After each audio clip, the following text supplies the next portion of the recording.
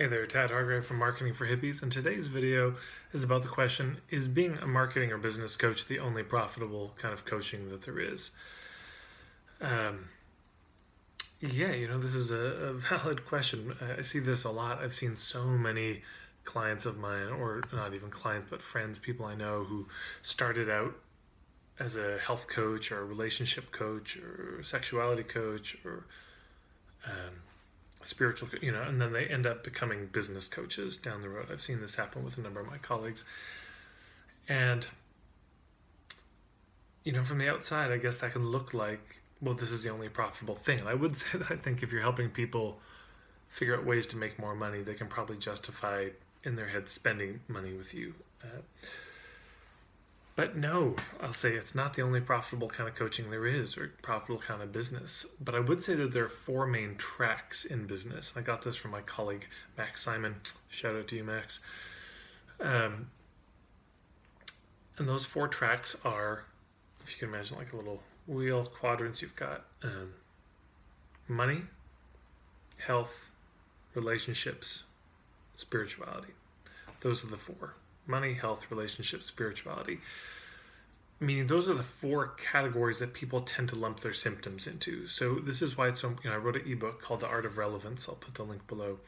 But this is why it's so important to nail the relevance right away. Because so often when people come to us, what we talk about is what we think they need. We start talking about our diagnosis and our point of view just prematurely. Not that it doesn't have a place. It's actually, in my mind, one of the most underspoken about things in marketing, but it's just not the first thing. The first thing that needs to happen is the relevance needs to be established. So we have to speak about our work in a way that relates to them, in a way that they would understand. And so this means picking what's the symptom. And just a helpful place to start. This isn't always the way, but very often it's a useful thing not to say, what's the thing that they need help with? Because you may have a point of view about what's really under the surface of their issues. And for this, we're not talking about what's under the surface. What we're talking about is what's on the surface for them. So what is the symptom that brings them in, that they notice that they're aware of? Is it money, relationships, health, or spirituality? So are they struggling with income? Are they wanting to make more money? Are they struggling in their relationships? And that could be friendships, family, romantic, sexual. Are they struggling with their health? Do they have some symptoms? Or maybe somebody they care about has some symptoms. Or they have some goals health-wise that they want to achieve. And then spirituality. Are they feeling stressed? Are they feeling anxious? Are they feeling a deep ennui and, sort of nihilistic, what's it all about anyways? It's one of those four, usually, that come up as symptoms that would be bad enough or strong enough that they would show up. So all four can work, for, of course, spirituality. Well, there's Eckhart Tolle, there's Marianne Williamson, and plenty of other authors we could name. For health, we've got David Wolfe, we have Gabriel Cousens, we've got Sally Fallon, we've got, Deepak Chopra. We go on about that. For relationships, there's John Gray, there's,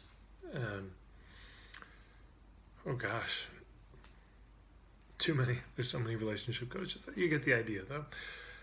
And then for business, of course, there's so many business coaches, but they're all profitable. And why are they profitable? Because they're speaking to a symptom that is but often is bad enough, painful enough that people are willing to spend money on it. So I do get the concern. People say, well, is that it? Do we all just have to become business coaches and, forget the thing that we're really passionate about and just throw it in and become business coach? No, I would just say sometimes the people I've seen become business coaches, that was the thing they were actually most passionate about. They started off maybe in health, but then they found they were really nerdy and interested in business, so they focused on that. Some people I have seen do it as a kind of cash grab. They lose excitement with the thing they're in. They think they're going to make more money with business. But I think ultimately that's not going to work because they just won't have the drive to do it. And sometimes people start off with one. I know one woman who started off as a sex coach, and she started doing a business coaching, but she brought that point of view to the business coaching, which makes her unique. This is a business coaching methodology approach based on pleasure, for example. So yeah, all four of them work. What doesn't work is not having one. What doesn't work is having a business, or a coaching business rather, that's all about the modalities. Well, I'm a coach. Well, that's a modality, but coaching in what? Well, don't you want coaching? Coaching is so important. Let me tell you how important coaching is. Well, I'm not sure what, but I also include these other modalities, and they start listing the modalities. So this goes back to that analogy of your ideal client's on island A, where they're struggling with some sort of symptom or problem that they don't like. They want to be on island B with some result they're craving. Our business is like a boat that can take them from one island to another, yeah? And so most of the time, if we talk about the boat, that's the modality, that's how we do what we do, it's not that compelling. Very rarely are people going to spend money just for the boat unless they've already been convinced that this boat can help them get from island A to island B. But so what's island A and island B? Well, there's basically 4 journeys. Money, I'm broke, I have some money. I'm unhealthy, I'm healthy. Struggling in my relationships, I'm doing better in my relationships. I'm stressed, I'm anxious, I feel a sense of meaninglessness. I feel a sense of meaning and spirituality in my life. Those are the 4 basic journeys. You could articulate them a ton of different ways.